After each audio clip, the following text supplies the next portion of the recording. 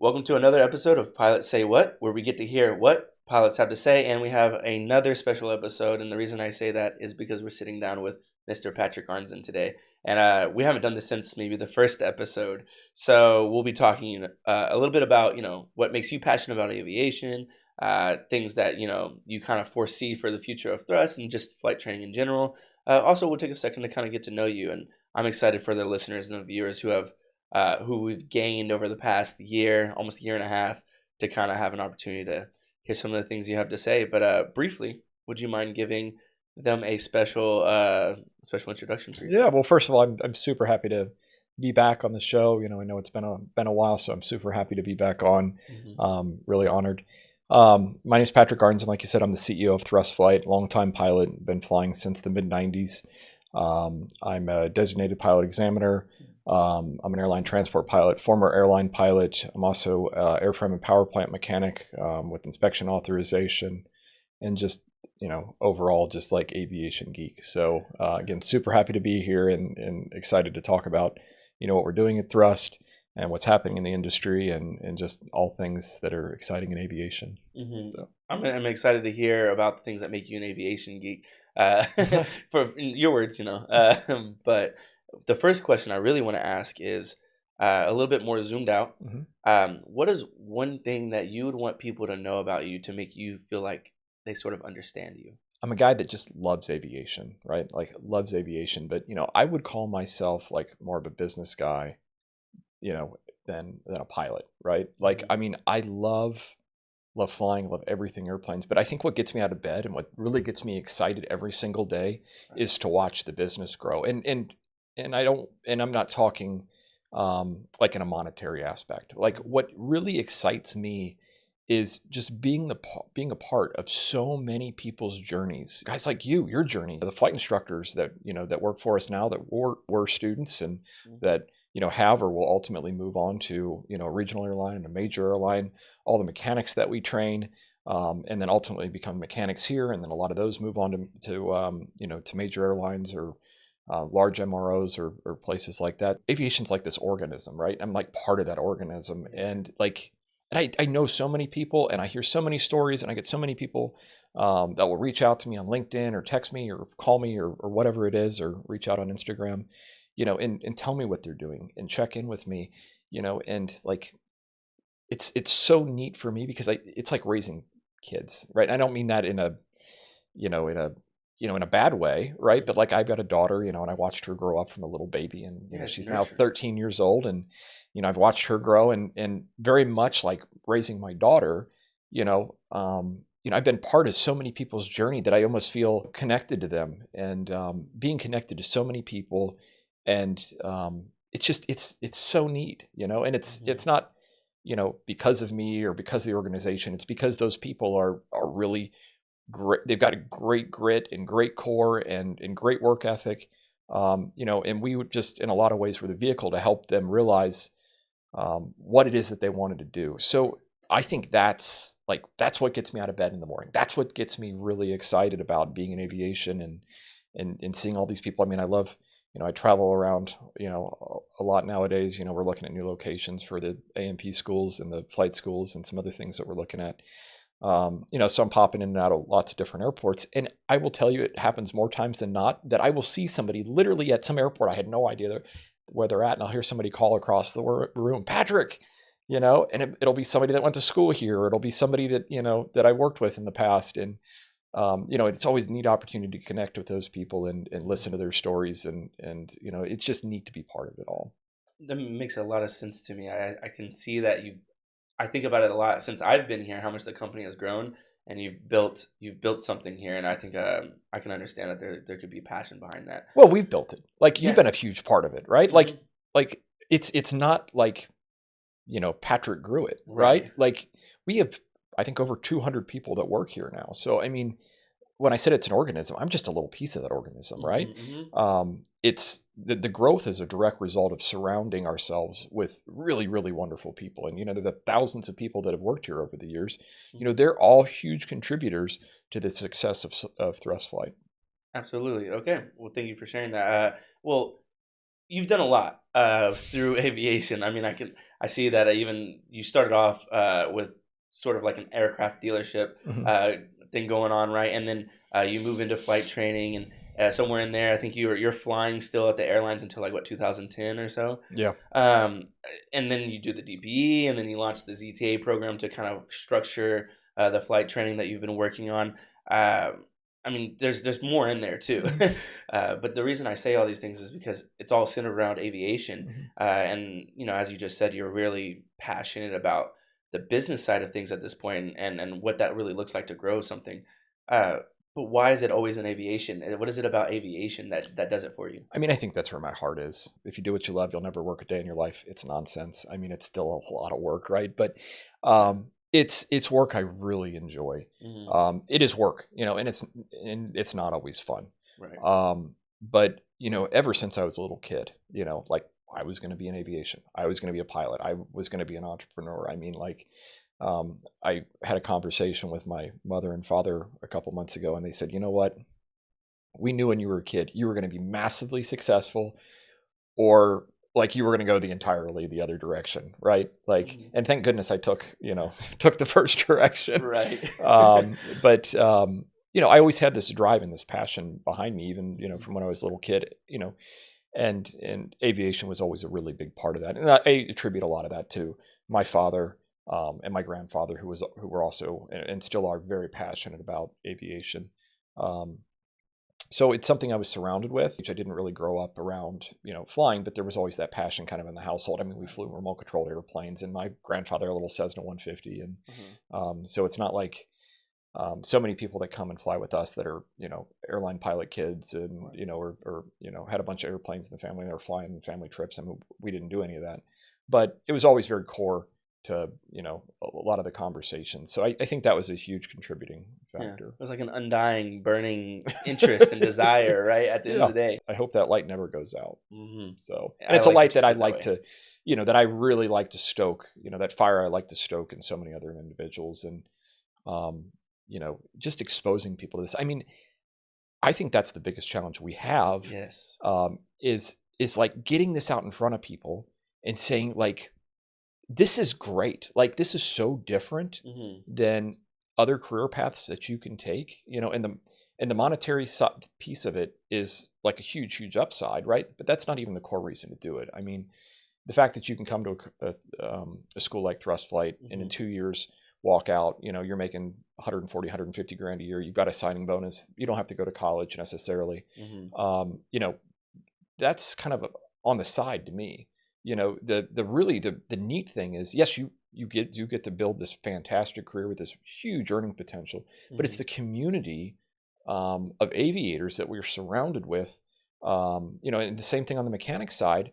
It's just like this huge family, Yeah. and it's people that are really passionate about all things aviation. And I don't know. I wish I could articulate better to folks just how special this is. And it's one of those things, I think, like anybody that's interested in learning to fly or learning to be a mechanic or learning to be an aircraft dispatcher or doing anything in aviation, like you have to get out there and you have to surround yourself with these people to feel it, because it's not something that I can Hmm. really articulate in a conversation like this, Right. but it's something you can feel when you walk into a room. It's something like, it's just the energy is really, really good.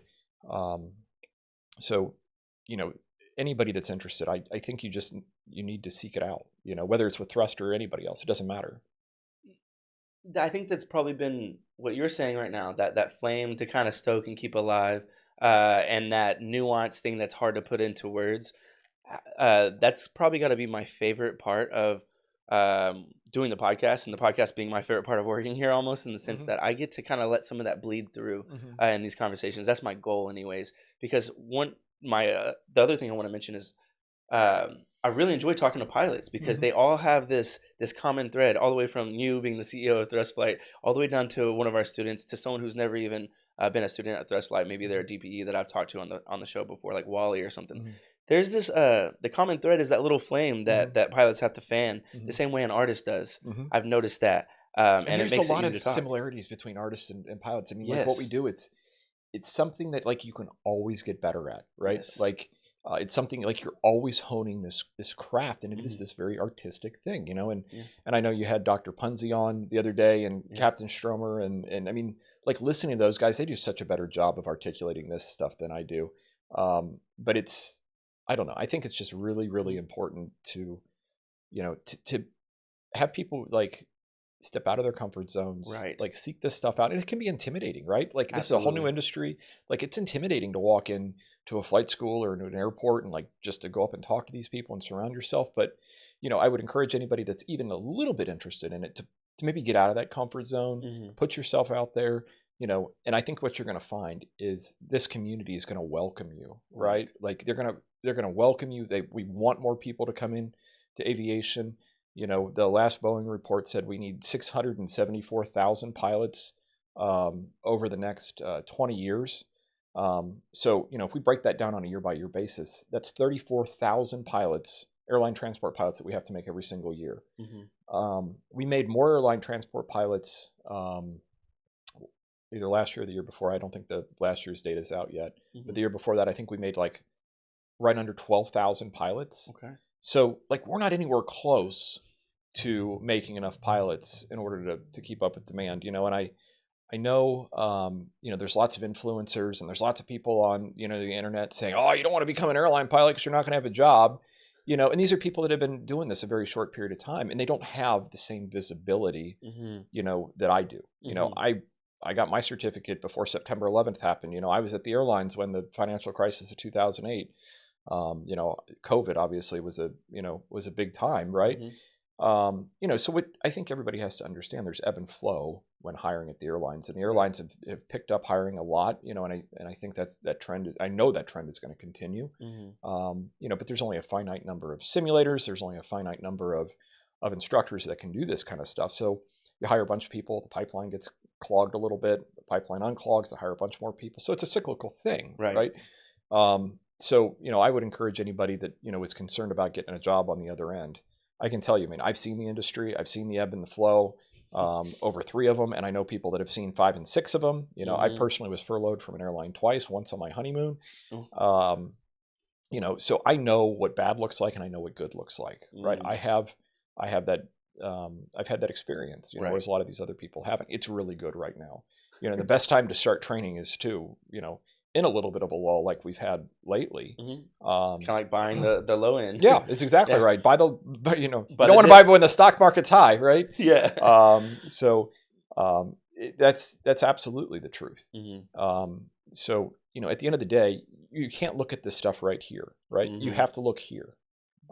And you know, looking out 20 years, it looks great, Mhm. right? And I know there's a lot of industries out there, we're concerned about, AI replacing, people's jobs, and I think that, in a lot of cases, that's a big concern. Yeah.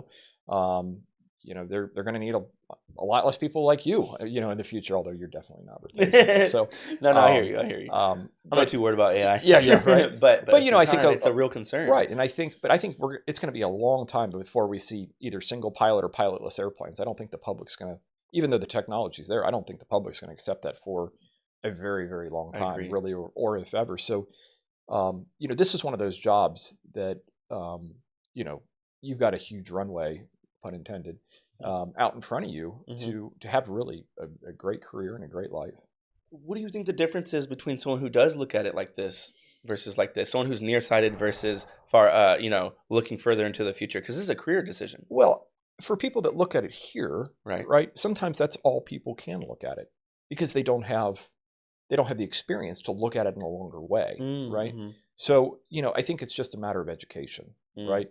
But those people, what I would say is take advice from people that have been in the industry um, for what is a relatively short period of time with a grain of salt, right? Because they're just not going to have that same vision that somebody yeah. who's been doing this for 20, 30, 40, 50 years, and there's guys that are a lot more experienced than me, right? And Mm-hmm. um, don't take my word for it. Go talk to a lot of people, Mm-hmm. educate yourself, Yeah. because, make an informed decision that's Mm-hmm. right for you. Um, Yeah. so I think that is, when you're making such a big decision like, do I want to change my life by becoming an aircraft mechanic or an aircraft pilot or an aircraft dispatcher or be in aviation at all, right? You have to make an informed decision. Right. And that doesn't mean just listening to one podcast or, just listening to me or just listening to some influencer, online. It's like, go out and talk to real people like that do this stuff every single day and get an unbiased opinion. One that, where people aren't worried about clicks, right? Mm-hmm. They're not worried about likes, right? They're worried about like actually giving you, qualitative and substantive information. So I have maybe a two-part question here. I'm not really sure when I want to hear about it yet, but I guess you mentioned that your parents, they always knew that you were going to go hard for something, Mhm. and you said that you always kind of knew that you gravitated towards aviation. That's where the burning desire always was. I want to know, was there ever a time when you attempted to deviate from aviation? Maybe I thought I was going to succeed here, or maybe it'd be better to succeed over there. Did you ever deviate? Oh yeah. I Yeah. mean, look, and how could I not, right? Like September 11th happened. I thought my whole life was over, right? I mean, I Yeah. had just gotten all my certificates. I was about ready to go to the airlines, and like literally my whole career got, derailed for lack of better words. So yeah, I mean, heck, I ran a nightclub. I built cabinets. I was, remodeled houses, when I was furloughed. Like, I mean, I did all sorts of things Right. to stay afloat, but that was to stay afloat, right? Mhm. And that was to be able to feed myself, right? Mhm. But I always kept getting drawn back in, Yeah. right? Like I just whatever it was, Yeah. I always got sucked back in, and and I've had some terrible jobs in aviation, right? And I've had some terrible jobs elsewhere, right? Mhm. But at the end of the day, when I look back, are there things I would change? Sure, absolutely. Did I make some stupid decisions? Mhm. Yeah, I did. But Mhm. the things that I learned through those dumb decisions were so much more valuable than anything I could read in a book or anything I could get out of going to college. Um, you know, Sometimes the most painful lessons are the most Mhm. relevant ones. Mhm. And I've learned a lot, and I've made plenty of mistakes and missteps, and done things that I could have certainly done better. Mhm. But at the end of the day, I've come out the other end. I'm a lot better for it. Mhm. I've figured out my mistakes, and I'm not going to make them again. Right. And I think the measure of the man is not if he or she screws up, right? The measure of the man is, do they get back up, right? And what do Right. they do when they get back up? Do they do the same thing, or do Mhm. they double down and say, you know what? Here's my new path. Here's the chart that or the course that I'm going to chart now, Right. right? Um, so I think that's what really separates those people that are successful and those people that aren't. And Right. there's lots of different ways to measure success.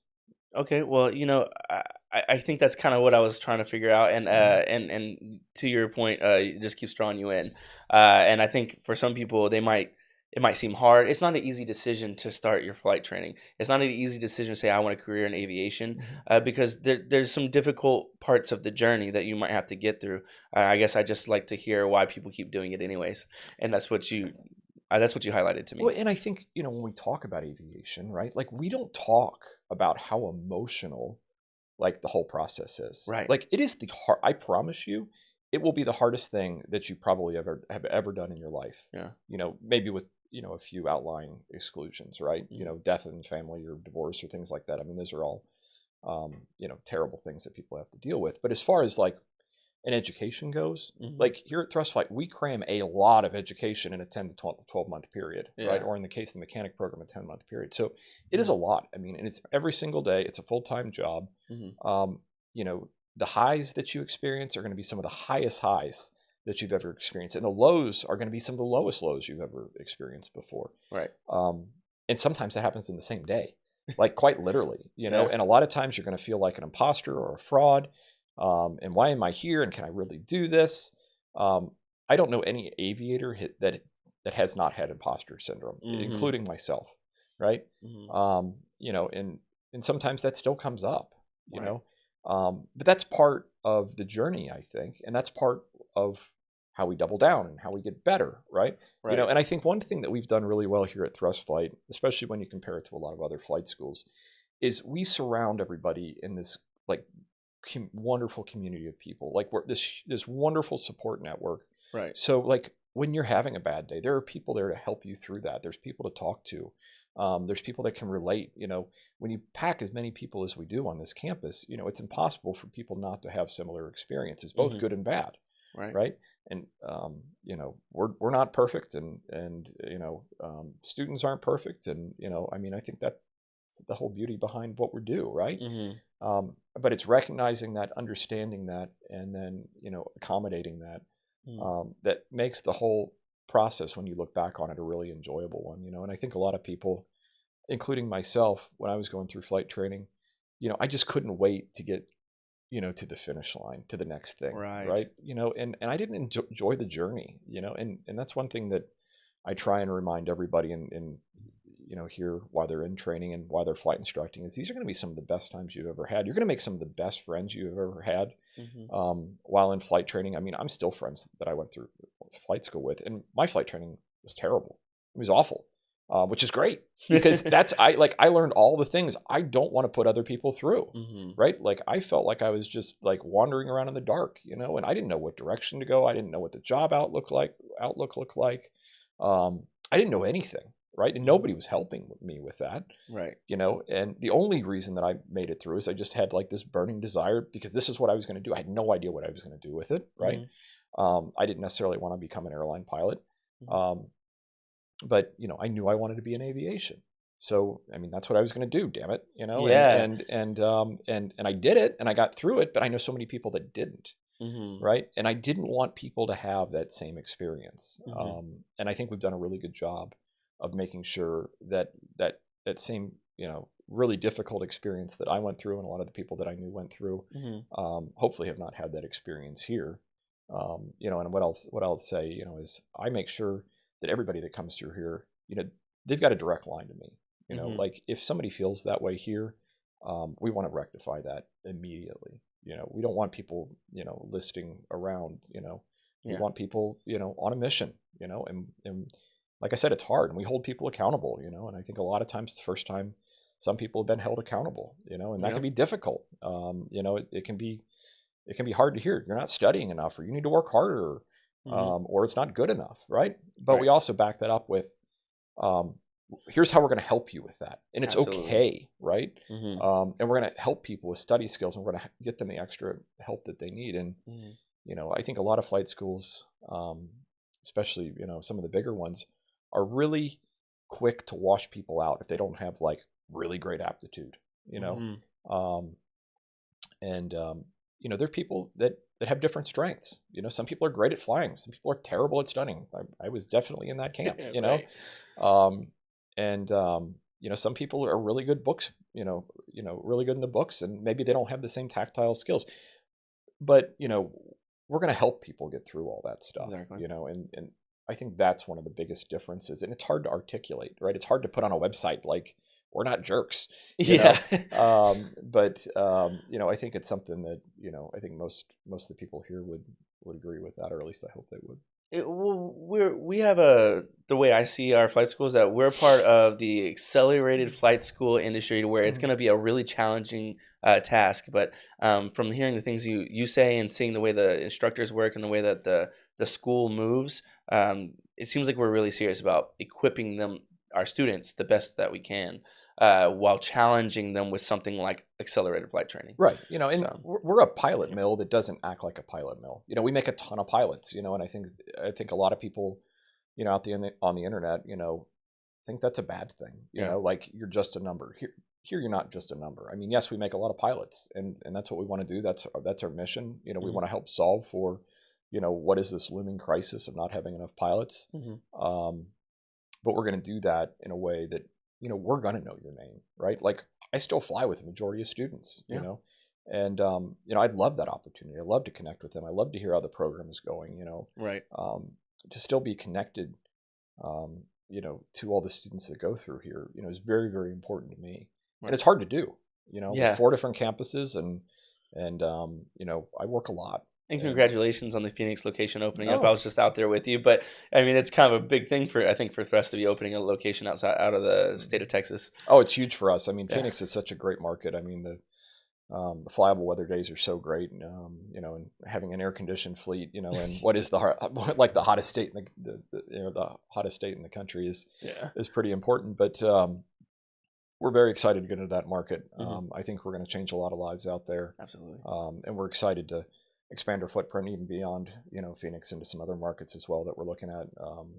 And the same with the A&P program. So absolutely, we want to touch as many people as we can and help solve for, this shortage as much as we can. Absolutely. And I'm excited I'm going to ask you some more questions about, some of the things that we have going on that I don't know if everyone's really aware of yet, just to kind of highlight what it is that we're trying to do in the aviation training industry, because there's a lot, it seems like. But before we kind of move there, I kind of want to take us into a direction where maybe there's current students, or maybe they're a new student, or maybe they're a CFI. I'm pretty sure you're going to have some sort of experience that they want to hear about. And so you've talked a little bit about it, but one of the questions I would ask you is, from your perspective, what would make a good CFI? And this is a really simple question, but I want to hear those kind of things from you. Attitude. Like attitude. If you've got the right attitude, that is like the rock solid foundation that you must have to be a good CFI, right? The skills we can help everybody develop, right? But having a good attitude and like truly truly caring and investing in your students is what's going to make a good CFI. Right. And the way that I look at it, and I'm probably one of the only crazy people, out there that's made like literally flight instructing his whole life, because usually it's just a vehicle to get from A to B. Right. Right. But that same thing that I talked about being a part of somebody's journey, it's the same thing with a flight instructor. Right. You are part of that person's journey. You're part of that person's life. You're part of their aviation DNA, right? So I think having that attitude and, a good attitude, investing in your students, caring about your students, taking them by the hand, and sharing the low lows and the high highs, and celebrating the wins and crying with them when they're, when something bad happens. That's what makes a good CFI. The rest is, the actual material and the flight training stuff. I mean, that all comes, right? Right. I love the students that I've been able to interview on this podcast, because I've seen them go from the red shirt to the black shirt, and it's interesting to see, especially ones that are younger, to see how they develop as they become a CFI. I mean, I think back to myself, and like, the things that you're challenged to change and grow in as a CFI. I mean, that's what it's so across the board. Anyone who succeeds as a CFI, I don't know. Well, it's funny that you say that, because I have literally been in our orientation meetings, right? Like, so very first day, sometimes I'll go to the orientation with the new students, right? And some of them will be in there. And I mean, I remember one guy showed up in sweatpants and a pair of flip-flops and like just sitting in his chair like this, just like couldn't be bothered to be there. You know what I mean? Yeah. And half of you is almost impressed that he's so unbothered, but the other half is like, well, yeah. So, and I think they asked him some questions, and it was just, let's just say less than impressive, right? I'm thinking, oh my gosh, I don't know if this guy's going to make it. And we don't want somebody like this here that's a flight instructor. Right. He went through the program like night and day, 180 degree. Like to see him go from that to, a flight instructor that's made it all the way through and like on his way to this great career. I'm like, wow, and I'm not surprised that often, Right. And that surprised me. And I'm thinking, like, this is it, Patrick. Like this is why you do what you do, right?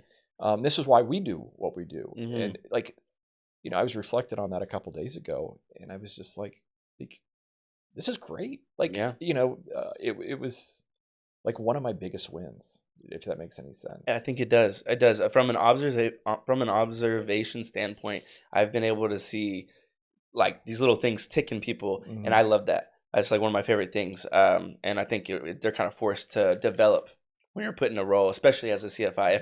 If not in the training already, Mm-hmm. there's a lot of accountability and humility that's required to learn and be coachable. But once Mm-hmm. you get to being a CFI, I mean, it's even more pressure. So when people start flight training, at some point they come to understand that they're going to become a CFI. Mm-hmm. And so, what are some of the behaviors that can help prepare them to be that CFI that you're talking about right now? The way you have to approach, especially here at Thrust Flight, and I would say this is true at any flight school, is treat your very first day at the flight school like you're interviewing for your CFI.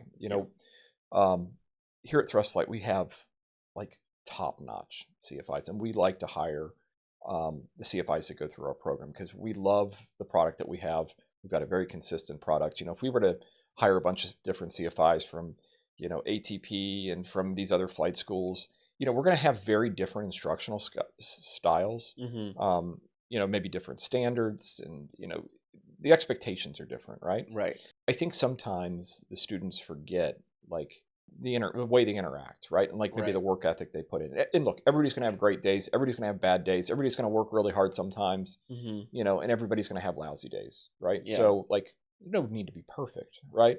But like, I know that, when somebody's hiring, they try and look at the whole organism, right? Like, Mm-hmm. how did they do in the program? Not just how fast did they get through the program, not just how effective, they got through the program, but like, how much work did they put in? Like Mm-hmm. somebody that had a great attitude going through, but maybe went through a little bit slower, I think is going to have a much better chance of getting a job on the other end, because we want our instructors to take care of our students.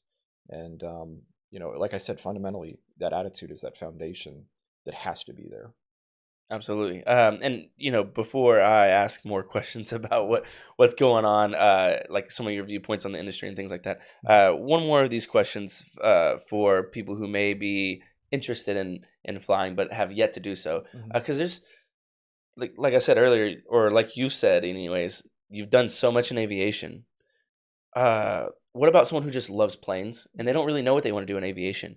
I mean, what all opportunities are out there for them to participate in aviation as a career? Well, I mean, I think there's a ton of them. I mean, we talked about aviation maintenance. We obviously talked about the pilot side, Hmm. aircraft dispatcher, which is a course that we're launching here real shortly, which Hmm. allows people to go and work on an airline, and they're responsible for filing flight plans and tracking aircraft, and kind of the Hmm. logistics behind aviation. There's lots of aviation management jobs. There's Hmm. there's the marketing. I mean, there's so many pieces, right? Like Hmm. whatever your passion is, if it involves aviation, I think you could probably find something that connects the dots, Right. right? But as far as how do you figure out, where do you want to land there, right? Hmm. It's kind of back to our original conversation when I said you got to surround yourself with aviation, right? Like go take a discovery flight at your local airport, right? Hmm. Go, take a tour at a, any sort of, aviation maintenance organization Hmm. or a maintenance school, go to some of these, the airline, I know a lot of the airlines will go to these career fairs and job fairs and things like that. Right. So you can go out and you can talk to these people. I mean, it's an education, right? And there's a lot of great content out there on YouTube and Instagram and TikTok and Yeah. all those forums. So I think there's a lot of information out there. You just have to do the work, right? Hmm. But there's no replacement for actually like getting in an airplane, right? Like actually sitting behind the stick or yoke of an airplane, Hmm. and whether or not you want to be a pilot or not, right? And just see what it's like because it's a whole new world, Hmm. right? And it's hard to articulate, just how special it is to be up there, Hmm. even if first time you fly, everybody's a little nervous, but it's just such a special thing. And I think it's really cool when you get to feel the plane shift in a different direction when you put your hands and feet on the controls, Mhm. whether it's the rudder or the yoke. But it's that was a really good time when I had my Oh yeah, discovery flight. well, So it's like the first time you drove a car. I mean, it's exactly, foreign, right? yeah, But now you get in the car and you don't even think about it, right? So I absolutely, mean, it's very similar in yeah. that situation. So Yeah, it's really exciting. So for anyone who is, for the record, I know it's kind of funny doing this right now, but we do discovery flights obviously at Thrust Flight. But I always like to say that, hey, call up the flight school near me. You can Google it, flight school near me, and I'm sure there's something that's within range of you. Of course, Thrust Flight has Piper Archer. So if you want to do a discovery flight, you can do it anywhere. If you want to do one with Thrust Flight, give us a call, and we're setting those up. Actually, right now, we are doing free discovery flights. Of course, that's going to change by the time some of you see this episode, but I just want to make that known. As long as by September 15th, you give us a call and start the process of getting your discovery flight, you can have it be a free discovery flight by the end of October.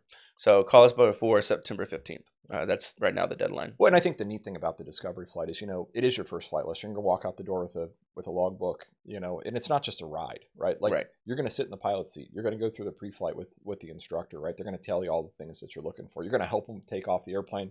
And then once you get up in the air, they're going to let you fly. Like literally, you're flying the airplane. Now, obviously, the flight instructor is there to help, and but you're going to experience, pretty much everything that you would in a first flight. I mean, it is a first flight lesson, so you're going to experience how to turn the airplane, how to slow the airplane down, speed it up, We even what give to them a take off logbook at the landing, end. all of it. So, I mean, it really is a neat experience. Yeah. And I would encourage anybody that's even a little bit interested to take advantage of that, because it's a neat thing. Absolutely. Okay. And you mentioned something earlier that kind of leads me to some of my next questions. We have a vision for Thrust, but even bigger than that, I imagine you kind of have your take on changes you'd like to see in not just maybe the aviation industry, but in the pilot training industry. Flight training as a whole has been pretty much the same for a long, long time, and it's been fairly archaic. I mean, a lot of flight schools are still operating aircraft that have been manufactured in 1960, 1965, 1970, and I think that's what turns a lot of people off when they do experience the first flight. They get into an airplane that's 20 years older, 30 years older than they are. I know that was my experience. Mm-hmm. You get in the airplane and it smells bad, and plastic's falling off, and it's it's not like a nice airplane, right? Mm-hmm. And I and the vast majority of aircraft are different than ours, where we've got technically advanced aircraft that have digital displays, autopilot, air conditioning, like all the really nice stuff in it, right?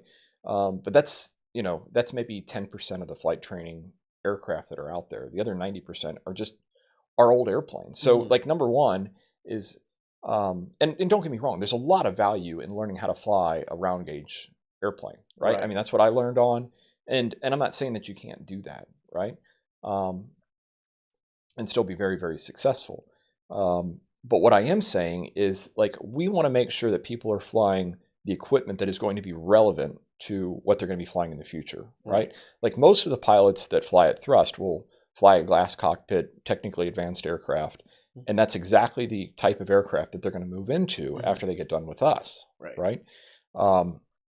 So the learning curve is a little bit less, and certainly the safety factor is so much higher, especially when they're flying in instrument conditions in the clouds and autopilot and things like that. I mean, it helps reduce the workload, and it makes learning so much easier. Here in Texas, I always say the cockpit's a terrible classroom. But when you make that classroom 120 degrees, because it's so hot outside, it makes it that much more difficult to learn. So, that's one of the big reasons that we put air conditioning in every single one of our aircraft. So that learning process is easier. It's more comfortable for the students, because they absorb so much more, so that's a big investment that we made. And it's one that I think that's really paid dividends. The other thing that we're really excited about is we've just launched with this last class our new LMS program. So it's a learning management system. So one thing we've done here at Thrust, and we're very, very excited about this, is we have taken our syllabus for the private and the instrument and the commercial and all of the syllabuses that we have throughout the program, from start to finish in our Zero to Airline program. And we have created a ground lesson for every single one of those lessons. We've created a flight lesson for every single one of those, and then reference material and quizzes for every single one of those. So what's really neat here at Thrust is you will actually be able to go onto that LMS system and watch a video of the exact lesson that you're going to go and fly before you ever get in there and do it. So when we talked about that classroom, or that cockpit is a terrible classroom, like we're taking that out of it, right? So you're going to be able to go at, you're going to be able to watch this video, and you're going to be able to see exactly what you're going to do maybe even with the instructor that you're going to do it with, right? In the same exact airplane that you're going to do it, in the same order that you're going to do it, right? And they're going to talk about how you do it and the techniques and the standards to which you need to do it by. And you're going to hear all the radio communication and all that kind of stuff without actually having to manipulate the controls, right?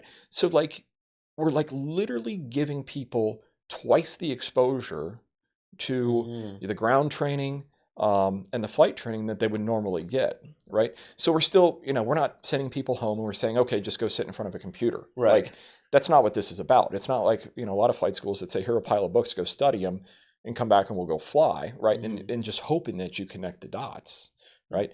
Like, this is just another way that we're taking somebody by the hand, right?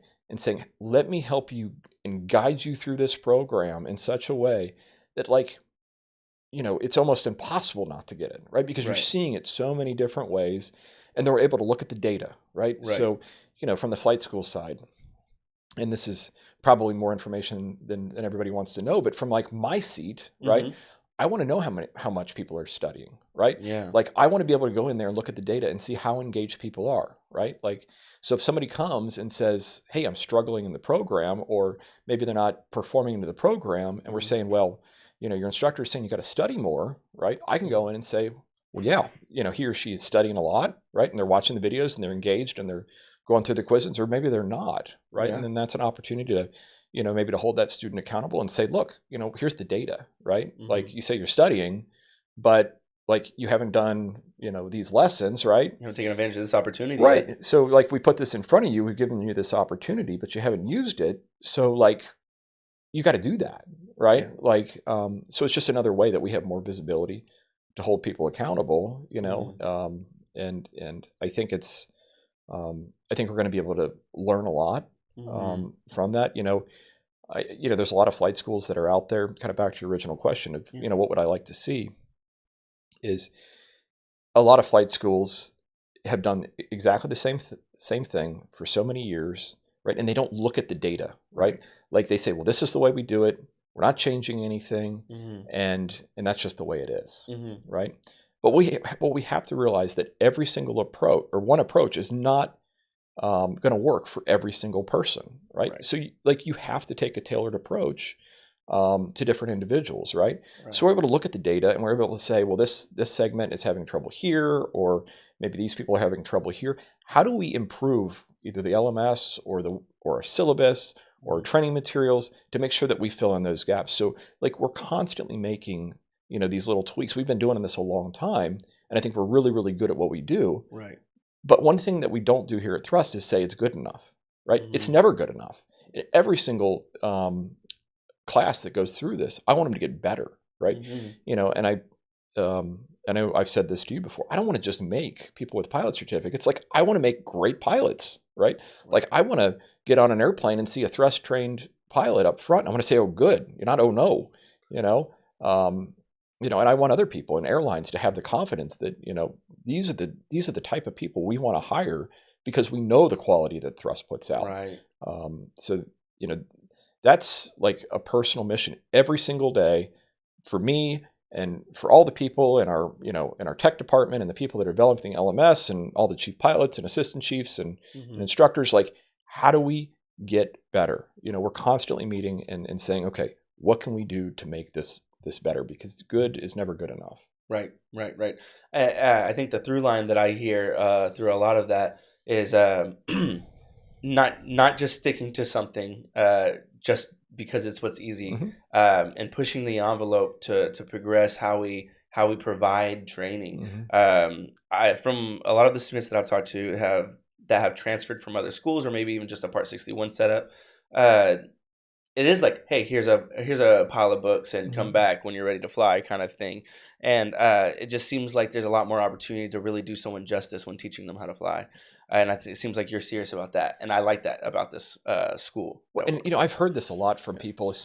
Not so many people that have come to Thrust with no experience, but the people that have come to Thrust Flight that have had other experiences, like through our Finish Line program, where people will, maybe start another flight school, but have an issue where they, they don't get done, or they can't get a check ride, or, they just have to, like, get finished, and then they pick up, maybe the instrument at the commercial level, and finish off with us. And they'll come in and they'll say, my goodness, like what a difference. Yeah. Like this is material. I had no idea. I had no idea how bad my flight school was Hmm. until I came here because I didn't have the perspective, right? Right. And I think, that means a lot, and I hate hearing that, people have had bad experiences elsewhere, Hmm. but it makes me feel good that, people come here and they have such, 180-degree, Yes. experience and they do other places. Yeah. And there's lots of good flight schools out there. I mean, don't get me wrong. I mean, Hmm. we love thrust flight and we think, we're really good at what we do, Hmm. but there are flight schools that aren't so great out there. Right. So, for people that, that are struggling in other flight schools and, that are in a bad situation, I would say, like, my advice would be get out of that bad situation, like whether it's Right. thrust flight or not, right?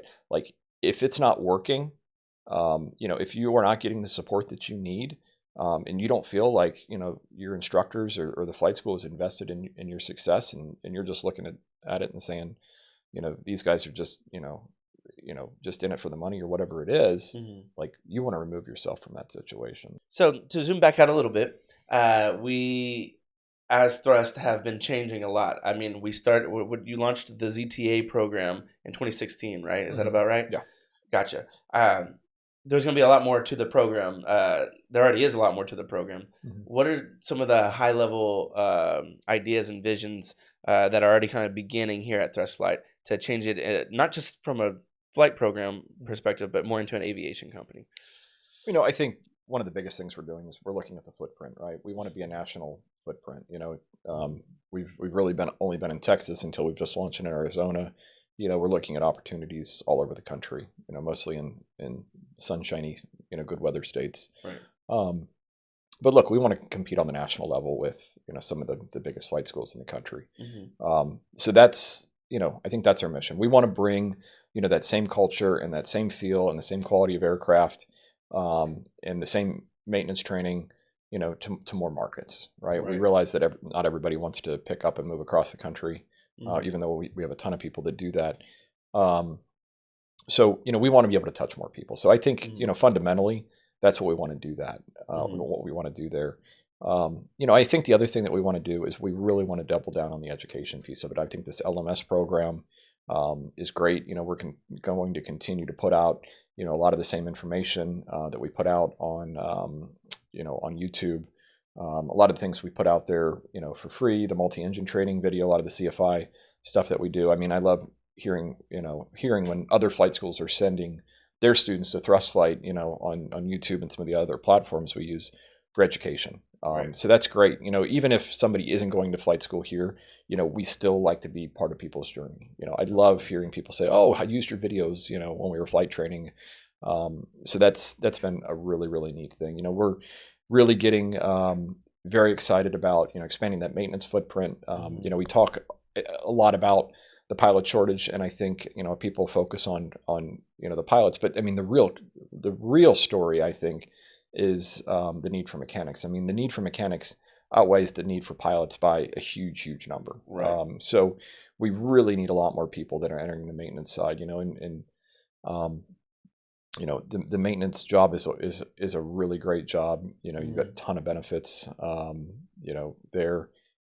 So we're excited to really double down and use a lot of the same things that we've learned on the flight side and the maintenance program, and bring that to a lot more folks as well. Hmm. So very, very excited about that, as well as the dispatcher program that we've just launched.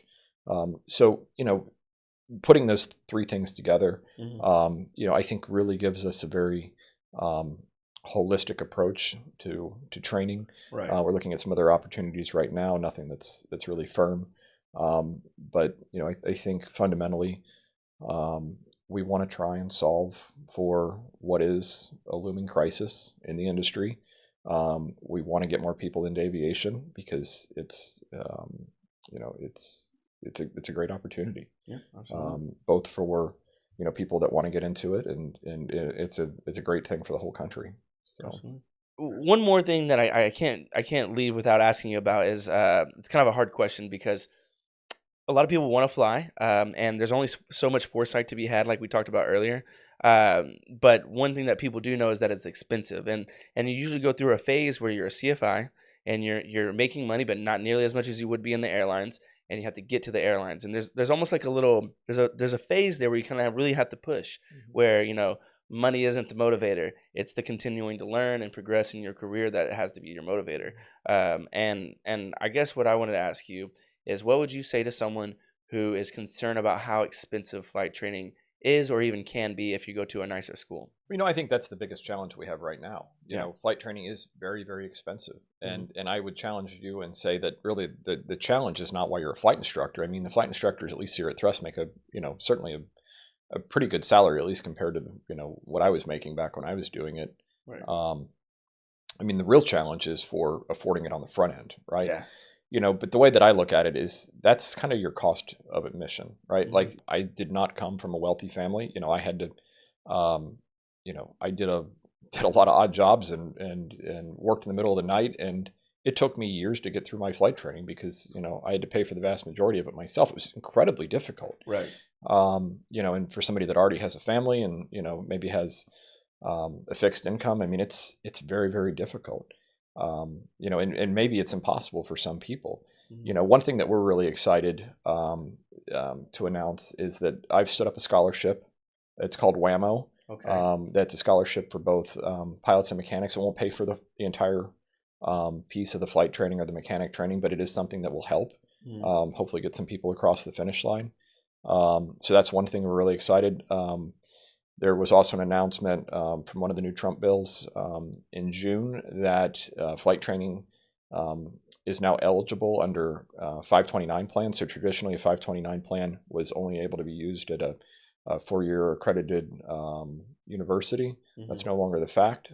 So you can use that 529 funds, or this 529 funds, if your parents have invested in that and put that towards flight training. So that's another really, really neat thing to do as well. Mhm. But it is expensive, and we're very fortunate that we are partnered with some partners to finance the flight Right. training and the mechanic training.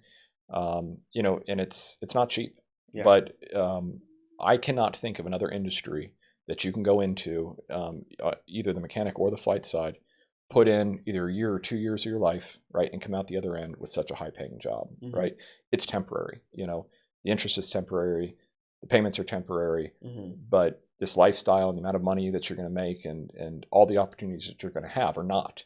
Right. So you have to look at this as this is your cost of admission to the rest of your life. Yeah. Right. I know so many people that have struggled that, in low paying jobs for 40, 50 years, and they look back and they don't have really anything to show for it. Right. So, I think a lot of times people just have to stop and say, like, it's going to suck for a little while, right? Like, I might have to eat ramen noodles for a while, right? Like, I was there and for a long time, right? Yeah, you might even expose yourself to risk a bit because the money is tight, but yeah. I mean, you got to step outside of your comfort zone. You have to learn to be uncomfortable, right? You got to drive an old piece of old junk car for a while. Like, so be it, right? Like, it's not permanent, right? But your situation will be permanent unless you do something to change it. Yeah. And again, I think, that's what differentiates people, and some people can't, just simply can't do it just because of the situation that they're in. But I would encourage anybody that can, to at least consider it, because it is such a monumental, life-changing situation to do that. Right. And I talked to a lot of our CFIs here, and they're in that stage. And it's nice to see the way they approach it, because some of them maybe have more help than others, but they're still glad they're here. And I hear them say things like, this is a lifelong decision, not a 2-year decision. So yeah, it might suck for a little while, but I just know that I want to fly. And I guess that's what makes pilots more of a dreamer than they are, they're more on the dreamer side of things, because you can't have all your ducks in a row all the time. It's just not the way it's going to work. It's not the safest bet in terms of like straight line. You don't just check a box easily here, X, Y, and Z, and now you're done. You have to put in the grit. You have to be ready to kind of go for the long haul. So. Yeah. I mean, and if you put the work in though, and if you have that grit, it is a guaranteed thing. Right. Like, I mean, I would challenge your statement and say, if I go and get a art history degree and spend 4 years to do it. Mhm. That's not a straight line to me, right? Like what is on the other end for me? I don't know, right? Right. Because what is that going to turn into? Well, Right. now I've got to get a master's degree. Now I've got to get a doctorate, Mhm. and and then what's after that for me after that, right? Right. So to me, aviation is a really clear and direct line, and on the other end is something really great, right? Mhm. Assuming you have that grit and that determination, Exactly. and you're willing to endure a little bit of pain for a while, right? Right. Um, The risk is on the individual, really. I say risk, the variable, mhm. because going to school might be an easier part of the process for some people, not necessarily for me, but uh, on the back end, you're not guaranteed very much. With I feel like if you come out of pilot training and you can push through all the way through flight training and get your ATP, I mean, When yeah, at the end of the it's a done deal. day, if I every single time I've invested in myself, Mhm. it's paid dividends, Okay. right? Like if I'm investing, if I'm giving my money or my resources to other people and saying invest this, that return, first of all, was not always a return, or second, it definitely was not as valuable as an investment as when I invested in myself, right? Mhm. Because the only person that you can truly count on is yourself, Yeah. right? So invest in yourself, right? Mhm. Change your life. Yeah. If you want to do this, I promise you can figure out a way to do this. Mhm. Um, and stay on course, and wrap yourself around people that that care about you and that want to see you do well, and you will come out the other end a fantastic pilot or a fantastic mechanic and an even better human being. Mhm. Well, thank you for sitting down with me and letting me ask you lots of questions. If you guys are still listening and you've heard a lot of what Patrick has had to say, I'm sure you're listening because you found it at least a bit interesting, if not valuable. And I'd like to thank you for watching another episode of Pilots Say What, where we get to hear what pilots have to say. And so the last thing I ask of you is if you can hit that subscribe button because it helps more people find out about our content so they can learn about aviation as well. Otherwise, like, comment, and subscribe. Comments, they're always all over our podcast. We get a lot of good conversation going on there. So please feel free to start a conversation in the comments. Otherwise, we'll see you guys on the next episode next week. Thank you.